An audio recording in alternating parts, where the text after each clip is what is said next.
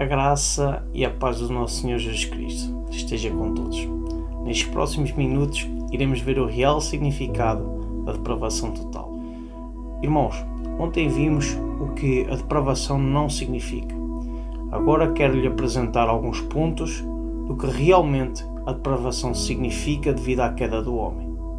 E o primeiro ponto a colocar é que a imagem de Deus foi seriamente deformada ou deturpada, e sendo assim a corrupção moral o poluiu completamente. Quando nós nos referimos a essa deformação, temos de nos referir ao ponto de vista e aspecto da pessoa do homem. E essa verdade ela está expressa, meus irmãos, em Romanos no capítulo 6, no versículo 6 e no versículo 12. Sabendo isto, que o homem velho foi com ele crucificado, para que o corpo do pecado seja desfeito, para que não servimos mais ao pecado.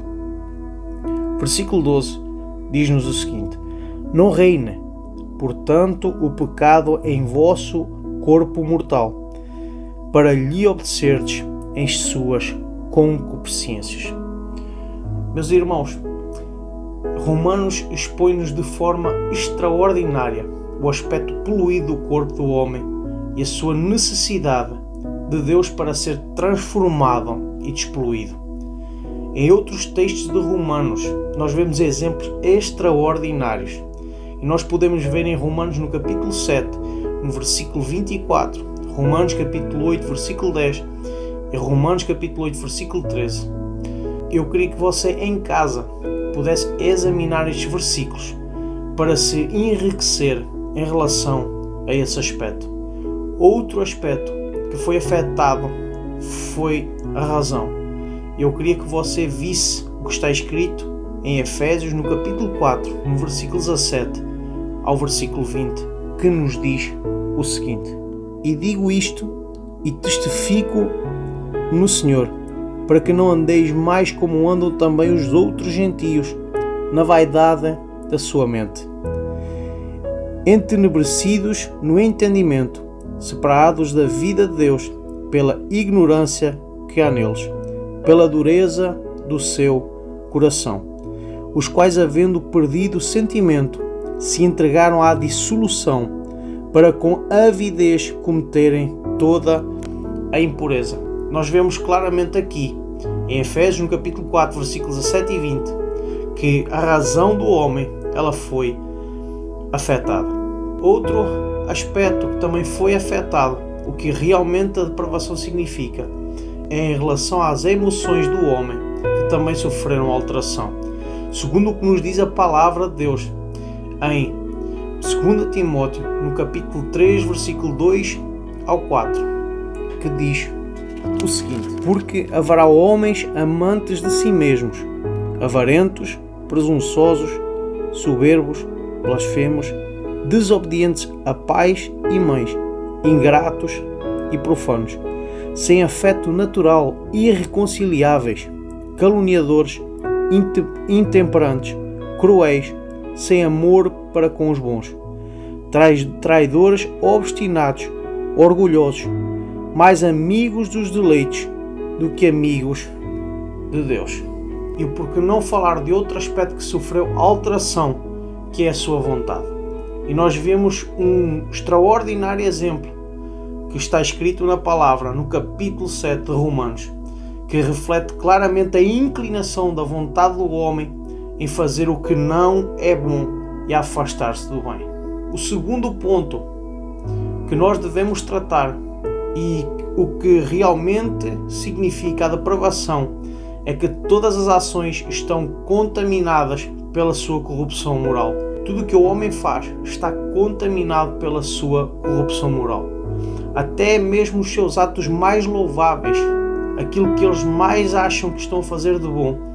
Segundo o que nos diz as Escrituras, em Isaías no capítulo 64, versículo 6, é que todos nós somos como imundos e que até as nossas obras ou injustiças são como um trapo de imundícia. O terceiro ponto é que as ações dos homens, completamente sem Deus, homens completamente sem Deus, não são motivadas por qualquer amor a Deus, nem têm qualquer desejo em obedecer aos seus mandamentos. Isso é outro ponto que realmente significa a depravação.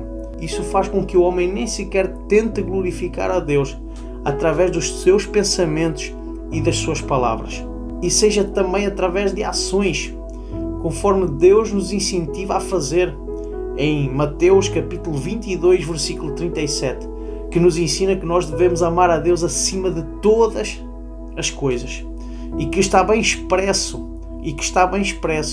em 1 Coríntios, no capítulo 10, versículo 31, quando nos diz que tudo o que nós fizermos devemos procurar a fazê-lo para a honra e glória do nosso Deus.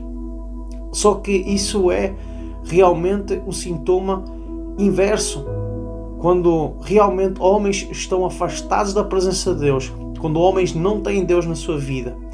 Isso reflete claramente que eles estão inclinados, e todas as suas ações elas são inclinadas para as suas próprias motivações e não fazem nada por amor a Deus. Irmãos, quando nós lemos Romanos capítulo 8, no versículo 7 ao versículo 8, nós vemos como a mente do homem é oposta a Deus e como ela não se quer sujeitar à vontade, nem tampouco agradá-lo. Vamos ler. Porque a inclinação da carne é inimiga contra Deus, pois não é sujeita à lei de Deus, nem em verdade o pode ser. Portanto, os que estão na carne não podem agradar a Deus. Os que estão na carne não podem agradar a Deus. Nós vemos como a mente do homem é oposta a Deus e como ela não se quer sujeitar à sua vontade e nem tampouco tem desejo em agradá-lo. Outro ponto que nós devemos observar é que a humanidade ela está tão inclinada para fazer o mal que a sua deterioração seria ainda mais rápida do que já é, se não fosse a poderosa e maravilhosa graça de Deus, que faz com que o homem se desvie do mal e se aproxime do bem, que é Deus. Só existe esse meio disponível para evitar catástrofes terríveis na minha e na sua vida. Ai daquele que não se colocar, meus irmãos, ai daquele que não se colocar à disposição da graça de Deus. Ai daquele. E sabe o porquê da importância da graça de Deus e o seu efeito? Sabe o porquê? É porque o homem não se consegue libertar a si mesmo, da sua condição pecaminosa, da sua condição depravada. É isso mesmo. Se fosse pelas nossas próprias forças, nós jamais seríamos libertos. Mas é pela glória e pela graça de Deus que nós somos libertos. Glória a Deus por essa graça maravilhosa que está sendo derramada diariamente nas nossas vidas. E eu queria deixar aqui, meus irmãos, 3 pontos que justificam a razão pela qual nós jamais nos conseguiríamos libertar-nos a nós mesmos. 3 pontos eu quero deixar aqui.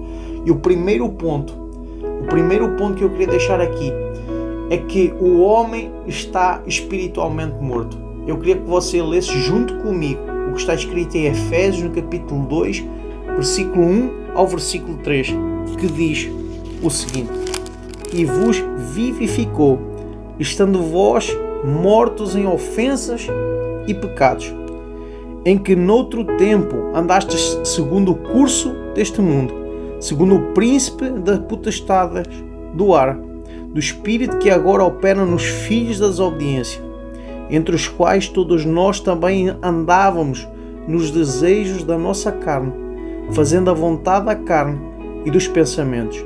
E éramos por natureza, veja o que a palavra de Deus diz, e éramos por natureza filhos da ira, como os outros também.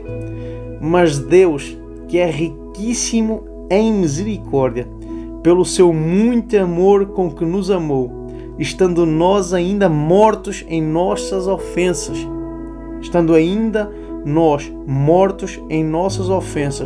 nos vivificou juntamente com Cristo. Pela graça sois salvos.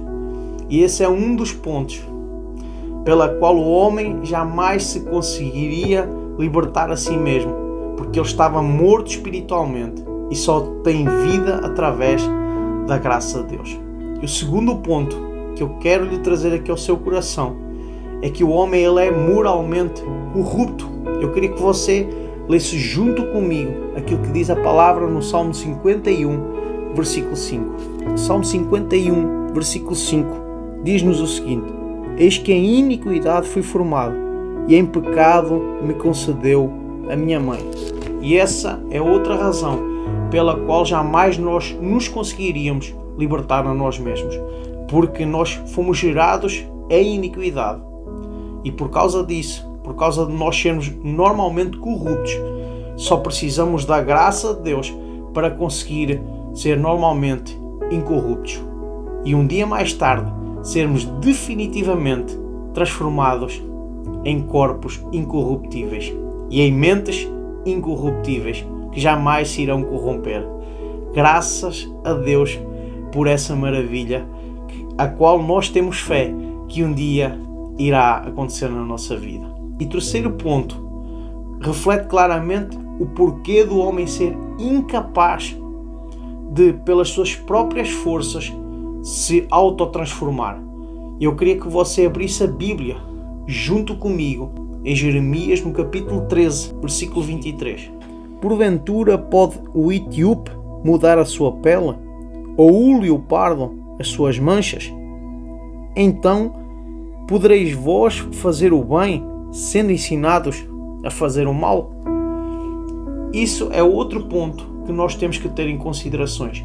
É que o homem ele é incapaz de se mudar a si mesmo. E a única solução é chegar perto de Deus. Nem que seja de rastros, meus irmãos, mas chegue perto de Deus. E então assim, ele mudará por completo a sua vida. Veja o que a palavra de Deus nos diz em Tiago, no capítulo 4, versículo 7 e versículo 9. Antes, ele dá maior graça. Antes, ele dá maior graça. Portanto, diz: Deus resiste aos soberbos, mas dá graça aos humildes. Sujeitai-vos, pois, a Deus. Resisti ao diabo, e ele fugirá de vós. Chegai-vos a Deus, e ele se chegará a vós. Limpai as mãos, pecadores, e vós de duplo ânimo purificai os corações. Senti as vossas misérias, e lamentai e chorai. Converta-se o vosso riso em pranto, e o vosso gozo em tristeza. Humilhai-vos perante o Senhor, e Ele vos exaltará. Não existe outra solução para a nossa vida a não ser Cristo. Não existe outro caminho para solucionar os problemas da nossa vida a não ser o caminho em Cristo Jesus. Que o Senhor possa abençoar a vossa vida em nome de Jesus e que vocês possam ser transformados pela sua poderosa palavra. E saiba de uma coisa: no mundo sempre iremos ter aflições, mas jamais essas aflições se transformarão em alegria se nós não nos achegarmos ao nosso Deus. Que o Senhor abençoe a vossa vida em nome de Jesus.